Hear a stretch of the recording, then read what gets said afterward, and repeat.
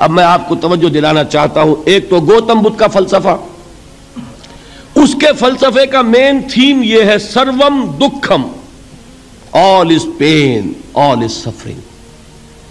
اور اس نے جو بھی اپنی محنت کی یہ تو اللہ ہی بہتر جانتا ہے کہ اسے بعد میں ملا کیا اور کیا نہیں ملا. ایک بات آپ سے عرض کر دوں، گوتم بدھ کے بارے میں ایک بہت جید عالم میرے نزدیک بر صغیر پاک و ہند کے علماء میں جو اس صدی کے علماء ہیں ان میں ان کا بہت اونچا مقام ہے، مولانا مناظر احسن گیلانی رحمت اللہ علیہ. گیلان قصبہ ہے ایک بہار کا، وہاں کے رہنے والے تھے. ان کی زندگی زیادہ گزری حیدرآباد دکن میں، عثمانیہ یونیورسٹی میں استاد رہے. انہوں نے گوتم بدھ کے بارے میں یہ لکھا ہے کہ میرا یہ گمان ہے کہ وہ بھی اللہ کے نبی تھے، اور اس کی دلیل دی ہے. قرآن مجید میں ایک رسول کا ذکر آتا ہے ذوالکفل، اور یہ ذوالکفل وہ ہے جس کے بارے میں ہمیں کچھ پتہ نہیں. قرآن مجید میں بھی ایک جگہ ذکر آیا ہے. نمبر دو یہ کہ کسی حدیث میں اس کی کوئی ہمیں وضاحت نہیں ملتی، نہ حضور سے پوچھا گیا نہ حضور نے اس کی وضاحت فرمائی. اب یہ ذوالکفل ہے کون؟ تورات میں جو نبیوں کے نام آتے ہیں ان میں سے کسی نبی کا نام ذوالکفل کے آس پاس نہیں بنتا کہ یہ سمجھا جائے کہ یہ اس نام کی بگڑی ہوئی یا بدلی ہوئی شکل بن گئی ہے. تو انہوں نے جو کہا ہے وہ بات وزنی معلوم ہوتی ہے اس اعتبار سے کہ کپل وستو، کپل پے جو ہے وہ عربی میں ہے نہیں، وہ فے بنتی ہے. تو ذوالکفل کے معنی کفل والا، اور یہ کفل جو ہے کپل والا، جس کو ہم کہتے ہیں کپل وستو کا شہزادہ. تو انہوں نے یہ کہا ہے کہ گوتم بدھ کے بارے میں یہ خیال، یہ میں عرض کر دوں کہ اس کو ہم یقین سے نہیں کہہ سکتے، یہ ان کا گمان ہے، خیال ہے، واللہ عالم کہیں گے ہم، لیکن امکان ضرور موجود ہے. قرآن کہتا ہے وَلِكُلِّ قَوْمٍ ہاد، ہم نے ہر قوم میں ہادی بھیجے. وَإِن مِّن قَرْيَةٍ إِلَّا خَلَا فِيهَا نَذِيرٌ، کوئی بستی ایسی نہیں دنیا میں جس میں کوئی نہ کوئی خبردار کرنے والا نہ آیا ہو. تو یہ ممکن نہیں ہے کہ وہاں نبی نہ آئے ہوں، لیکن ان کی تعلیمات اتنی بدل گئی ہیں کہ ہم ان کو پہچان نہیں سکتے. حضرت مسیح علیہ السلام کی تعلیمات اگر عیسائیوں سے ہم سمجھیں تو کبھی بھی انہیں اللہ کا نبی نہیں مان سکتے.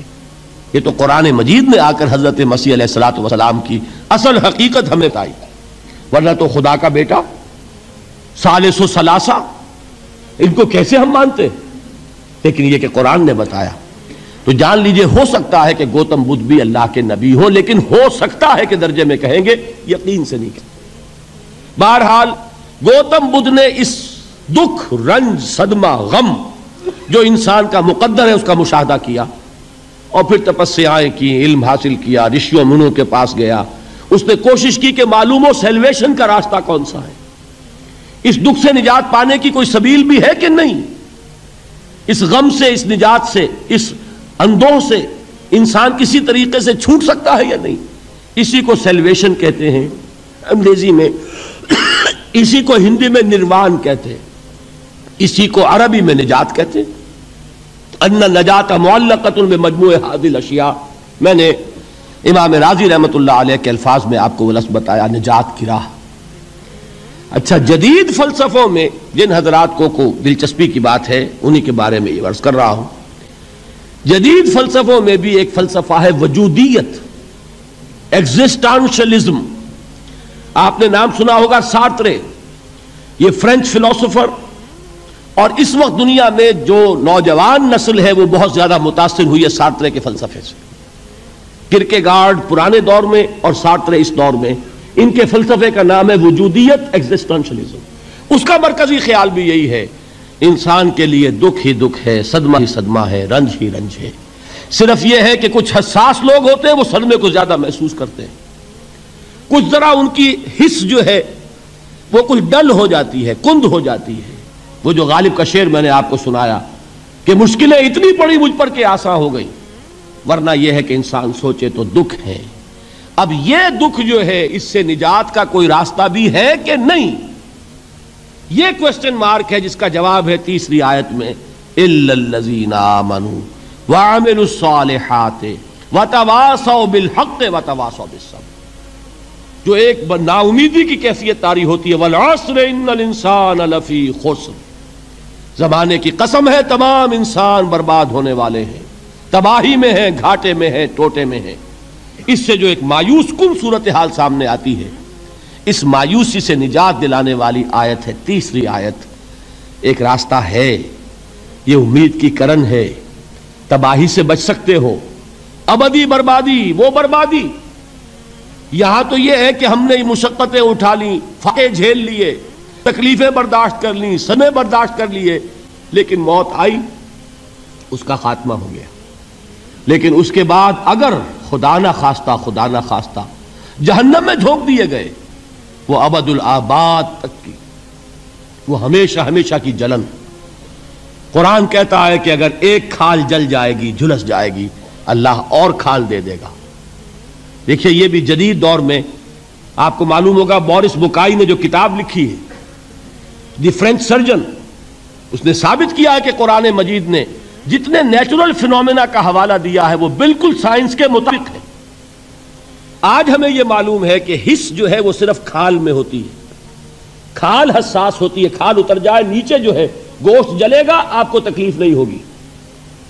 معلوم قرآن نے کہا ہے کہ جب کھالیں ان کی جھلس جائیں گی، ہم نئی کھال دے دیں گے تاکہ وہ سوزش جو ہے، وہ جلن کا احساس برقرار رہے، وہ ختم ہونے نہ پائے۔ حالانکہ اس کی ضرورت نہیں ہے، اگر اندر کا گوشت بھی حس والا ہوتا تو پھر کھال دوبارہ عطا کرنے کی ضرورت نہیں ہے، گوشت جلے گا، اس سے بھی جلن کا اور سوزش کا احساس ہو جائے گا۔ لیکن قرآن کہتا ہے کہ نہیں، کلما نضجت جلودہم بدلنا لہم جلودا غیرہا، جب ان کی کھالیں جھلس جائیں گی، جل جائیں گی، ہم ان کی کھالیں بدل دیں گے تاکہ وہ سوزش برقرار رہے۔ ثم لا يموت فیہا ولا یحیا، پھر نہ وہ اس میں جی سکے گا نہ مر سکے گا، نہ زندوں میں ہوگا نہ مردوں میں ہوگا۔ موت کو پکارے گا، کاش کہ موت آ جائے جو مجھے اس مشقت سے اور مشکل سے چھٹکارا دلا دے۔ وہ موت جس سے اس وقت ہم بھاگتے ہیں، اگر خدا نہ خواستہ اس جہنم میں جھونکے گئے تو پھر موت کو پکاریں گے اور موت نہیں آئے گی۔ اس عذاب سے، اس ابدی ناکامی سے، اس خسران سے، اس ابدی ہلاکت سے بچنے کا کوئی راستہ ہے؟ وہ جو میدان حشر میں پکاریں گے لوگ، این المفر، کوئی جائے فرار ہے، کوئی جائے پناہ ہے؟ وہ جائے فرار، وہ جائے پناہ اس دنیا میں اللہ نے ہمیں عطا فرمائی، اسی کا نام صراط مستقیم ہے۔ الا الذین آمنوا وعملوا الصالحات وتواصوا بالحق وتواصوا بالصبر، ایک راستہ ہے، اس کے یہ چار نشان ہائے راہ ہے، سنگ ہائے میل ہے۔ پہلا ایمان، دوسرا عمل صالح، تیسرا تواصی بالحق، چوتھا تواصی بالصبر۔ اس صراط مستقیم پر بچو گے، نروان حاصل ہو جائے گا، نجات حاصل ہو جائے گی، کامیابی سے ہمکنار ہو جاؤ گے، اس ابدی خسران سے نجات پا جاؤ گے۔ تیرے عشق نچایا، تیرے عشق نچایا، تیرے عشق نچایا کر کے تھیا تھیا، چھیتی بوڑی وے طبیبا نہیں تے میں مر گئیاں، چھیتی بوڑی وے طبیبا نہیں تے میں مر گئیاں، تیرے عشق نچایا کر کے تھیا تھیا،